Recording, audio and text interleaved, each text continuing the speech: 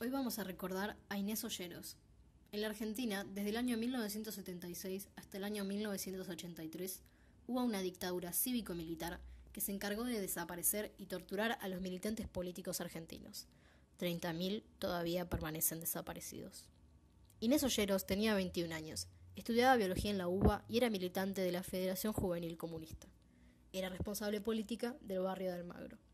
El 19 de julio de 1977, mientras volvía a su casa por la noche en el colectivo 187, un grupo de tareas, más precisamente el grupo de tareas 332, que operaba en la Escuela de Mecánica de la Armada, hizo bajar a los pasajeros y los llevó hasta la comisaría 49.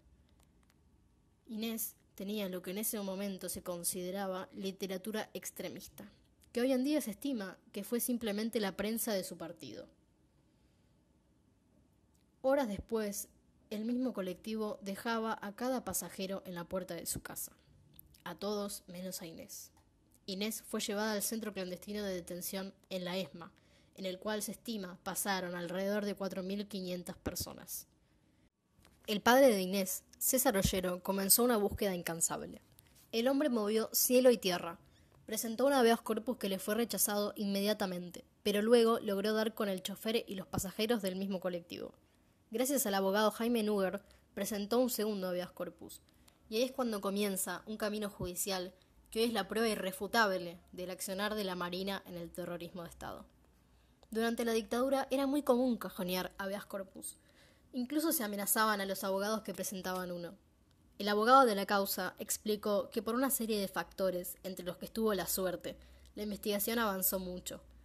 Quizás avanzó más que otros habeas corpus, pero no fue el único. Si nos guiamos por los fallos de la Corte, este es el primer caso en el que hay un fallo en la dictadura.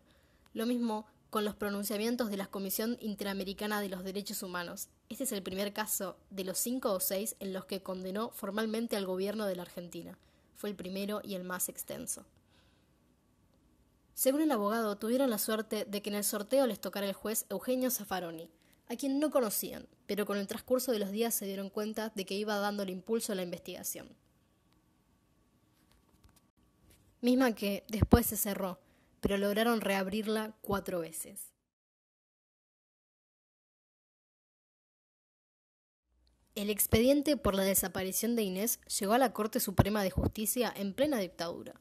Hasta ese momento, el máximo organismo judicial nunca había fallado en casos de habeas corpus. El 25 de abril de 1978 fue la primera vez, y Jaime Núger se enteró leyendo La Nación en un taxi. El caso de Inés sentaba un precedente judicial y alcanzaba las páginas de los diarios en plena dictadura. Ese fallo decía que había que profundizar la investigación según lo pedido en el habeas corpus. Núger comentó: a partir de entonces avanzamos en dirección a demostrar que el jefe de la ESMA, Rubén Jacinto Chamorro, obstruía todo el tiempo la investigación. Los avances logrados en la investigación se fueron agotando hacia 1979. Entonces, la denuncia ante la Comisión Interamericana de los Derechos Humanos fue la opción para no dejarla caer. Núger y Ollero fueron por ese camino, y en abril de 1980, en el informe publicado por la CIDH, se consideró el caso como paradigmático, ya que en 1982 el organismo condenó a la Argentina por Inés. En el dictamen dejaron explícito que existen pruebas suficientes de que la señorita Ollero fue detenida ilegalmente el 19 de julio de 1977 en un operativo realizado por el grupo de tareas de la ESMA. Además, se recomendó a la dictadura que se tomen las medidas necesarias para establecer el paradero, que se realice una investigación completa e imparcial para hallar a los culpables que sean sancionados, y se daba un plazo de 30 días para realizar un informe a la comisión sobre los avances.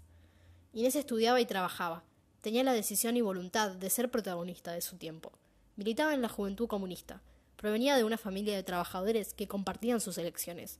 Cuando el terrorismo de Estado la secuestró, su padre, como muchos otros padres, salió a enfrentarse con ese enemigo, con mucha valentía, al punto de que no dudó en ingresar a altas horas de la noche a la ESMA, a entrevistarse con el almirante Chamorro, el director de la misma. Estaba convencido de que Inés estaba allí. Y después de mucho se demostró que era cierto por el testimonio de una sobreviviente. Recordó Graciela Rosenblum, miembro de la Liga Argentina por los Derechos Humanos, que mantuvo contacto permanente con el padre de Inés durante su búsqueda.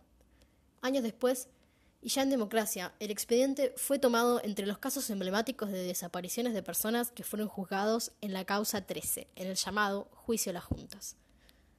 Todavía se desconoce el paradero de Inés Ollero, pero permanece y permanecerá en las ideas de cada uno de los jóvenes revolucionarios de este mundo. Gracias por escuchar.